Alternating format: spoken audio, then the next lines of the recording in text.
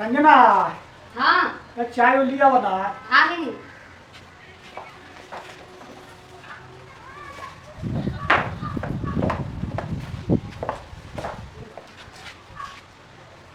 देखा दूसरा लड़का तो लेडी कटवावा तनी हमकरा भूला सा सामने। उहे तो बाबूजी पता ना एक सवेरे उठ के वहाँ के कहाँ चल गई है। वहाँ के तनको चाव चिंता नहीं खे। गाय भूखे कैसे चिल्ला तरी सन। घाट में सब कम का जहाँ जाए बता जाए के चाहिए। का यही तरिया मर तरी सब एक खइले। उहे तो बात बा पता ना कहाँ चल जाते नहीं बुझाते नहीं खे। खुद आइए बनी वहाँ के कुछ बुझेबे ना करला अभी लाई माल बोल के चटनी यही पर एक ये पर मजा करता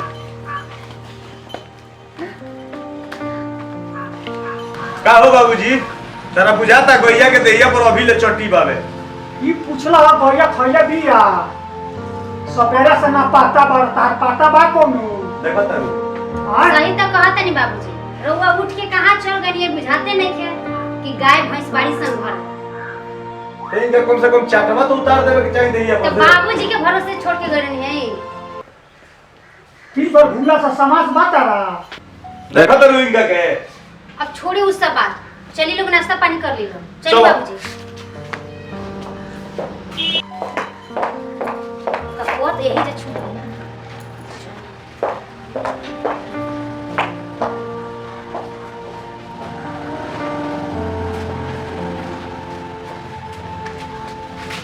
हम जाता नहीं बाहर ठीक बा। हाय गाय गोरु माल जाल बा सब तोहरे ऊपर बा देख रे करियो। आरी पतोहियो के जौन घटी बढ़ी तौन बाजार से किन के लिया के दे दियो। अब फोन करत रहियो बराबर। ठीक बा बेटा करे फोन। रंजना हाँ आवा रे हम समझा दूं जाके आ समझा भेजा क्या बोली ए सुना हम जाता नहीं बाहर।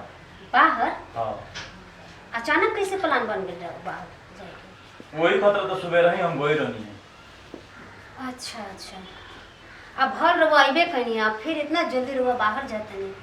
आपन इतना खेती बा खेती करती घरे रहती।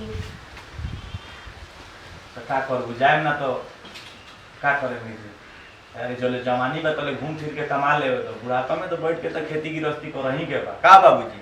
हां ठीक है कहता। ठीक बा बाबूजी ठीक बोला भी बता ठीक से रहियो ध्यान दियो बाबूजी पर।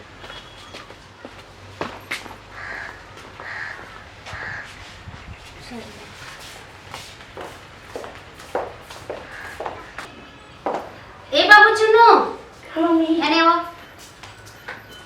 दादाजी की चाय दे दो बढ़िया से ले जा ठीक से। चाय बैठा बाबू।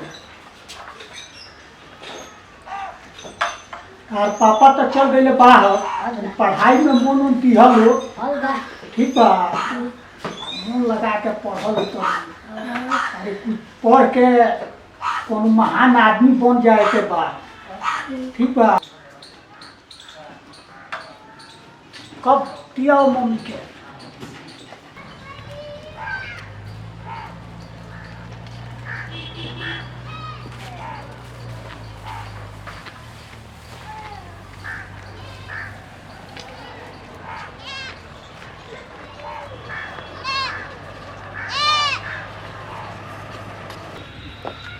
बाबूजी के कुछ ना बुझाला।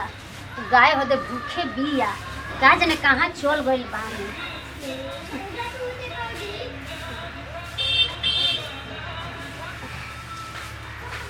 कोबले आए वहाँ के और ले दिया तनी काट देती है।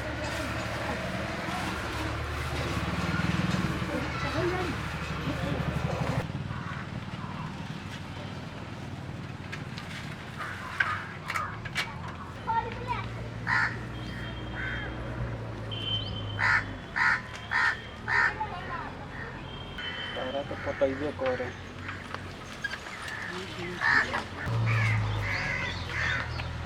का हाल भैया? ए यार ठीक बा बुलेट भाई आपन कह कहाँ रहता रहो? ए यार मंगरुआ का तो मौगी बड़ा अच्छा दिया, हम कभी देखले ना रही बल्कि राज देखनी है और ओकरा के हम पटैबे कर। ए बुलट का सोचले बारा तब लाग रह।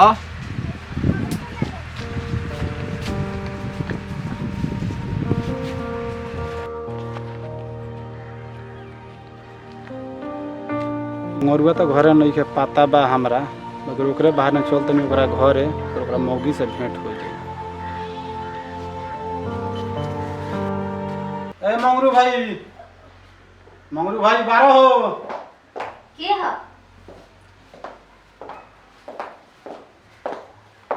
का भाभी मंगरू भाई नहीं का हम भेंट करे आइल बनी ओकरा से। अरे वहाँ के तो नहीं थे, बाहर चल गए गईले वहाँ के 1 महीना हो गए। तो हम ओकरे लगे आइल। अच्छा मोबाइल तो घर छूट गेल, हम देखिया लोग तनी देखो फोन करे के बाद। हाँ हाँ ली ना लगा दी।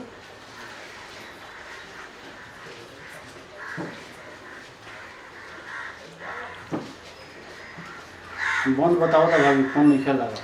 अच्छा बंद बा, मतलब ये अपन नंबर हमरा के देनी है, बात करके चाहती हूँ वैसे ना। अच्छा देखा था नहीं।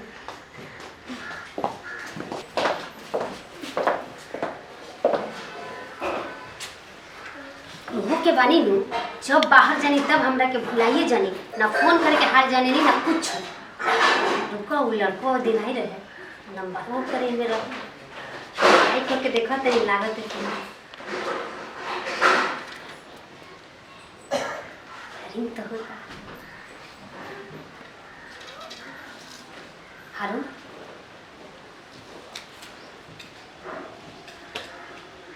अच्छा अच्छा हेलो हाँ हाँ हम ही बोला था नहीं।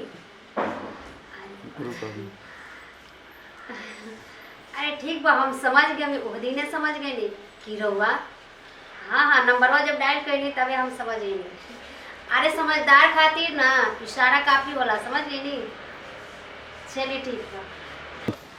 यही यार मंगरुआ के तो नंबर दे दिले बानी, खाली फोन के इंतजार बा, और एक बार फोन कर दे हलो सुन तो देखी हमार हीरोगिरी। अच्छा ठीक बा।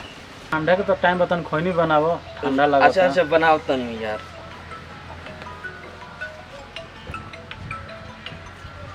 अरे यार नमो तो फिर ओकरे हो। हाँ भाभी तुम्हें बोलता रू, हम कोई कि तू समझबे ना करबू हमारी इशारा बाकी समझ गइल बारू। जब से तारा के देखले बानी तो दिल दिमाग में तुम्हें नाचता रू, कुछ अच्छा नहीं लागत हमरा। तारा से मिले का मन करता हो, और आओ ना घरवा के पिछोड़ा तोरवा में बैठल बानी, कहीं आवत रू। अच्छा अच्छा तोड़वा में ठीक बा, हम अभी आओ तनी। हाँ हाँ अरे रोको चिंता मत करी, ठीक बा। ससुर जी तो हमार है ही नहीं कि घरे, लड़का स्कूले गई बड़ा सन पढ़े। चल तनी कबे फोन कई तो ओकरा लगे आई कि ना आई। अरे थोड़ी तो आइए गो।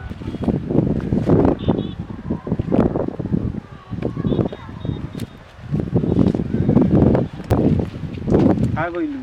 हाँ जी आ गई। हमरा तो लागत रहल कि अइबे ना करू। अरे का करें, घर में रहे वाला हम आदमी हैं, हम कहाँ कहीं बाहर जाने कबो। लेकिन आज ससुर जी हमार नहीं थे, पता ना कहाँ गइल बनी, मिल के बहुत अच्छा लगता। लेडी रहल तो मन में बस गइलू हमरा। अच्छा वो दिने से ना। ओ दिने से मन में बस गइलू। अच्छा कौन बात ए चाचा कुछ काहे नहीं खा बोलो। हाय बाबूजी रहुआ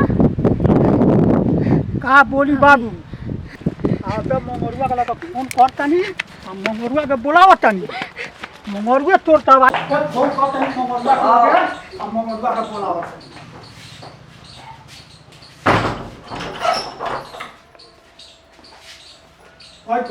मोबाइल निकाल तो फोन लगा मंगरुआ के लगे, लगा तो तरह हम बतियाई आई कि ना आई।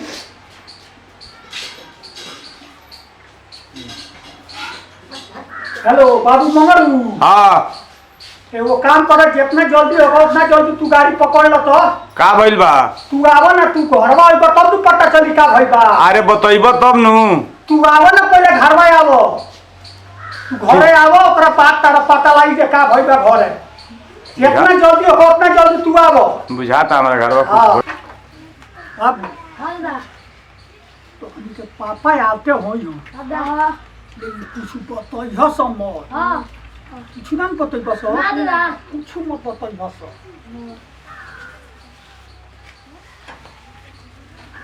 प्रणाम जी। खुशी रहो बाबा खुश रहो। चलो चलो घर चलो का भइल बाबू? चलो कुछ नहीं का बोल घर पता लगी चलो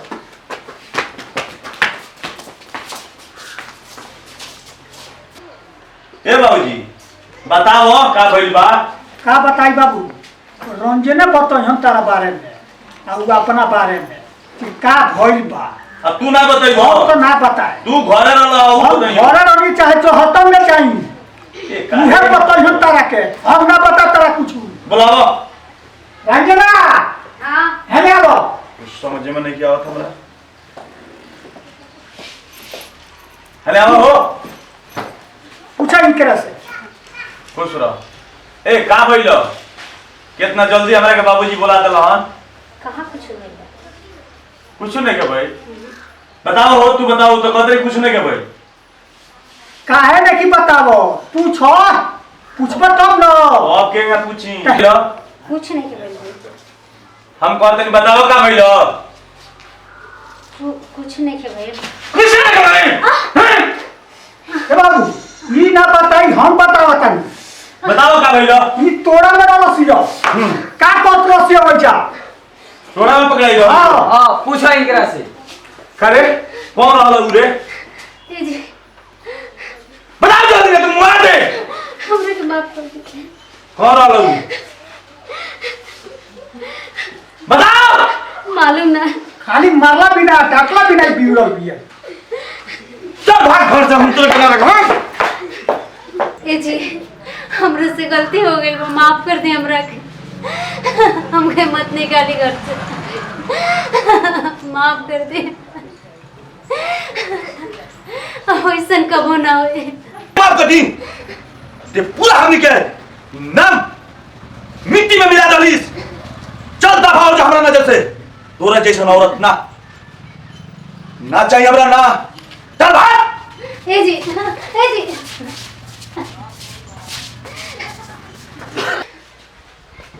हमरा से तो गलती हो गई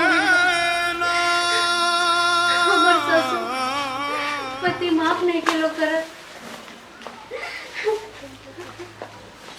चलता नहीं अब हम अपना नहीं है पता ना वो जो हमारे माई बाप हमरा के रखे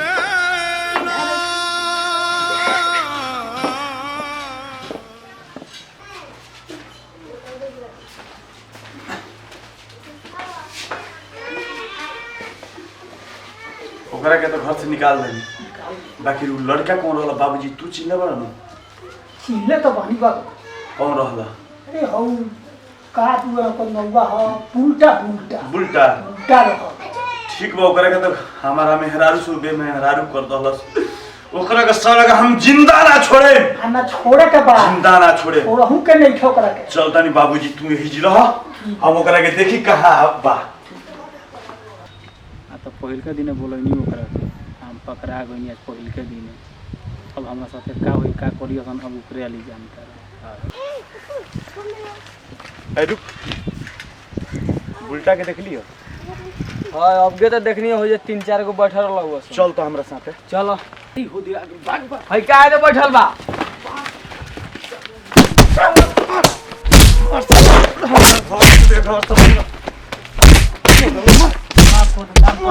गलती ना करनी माफ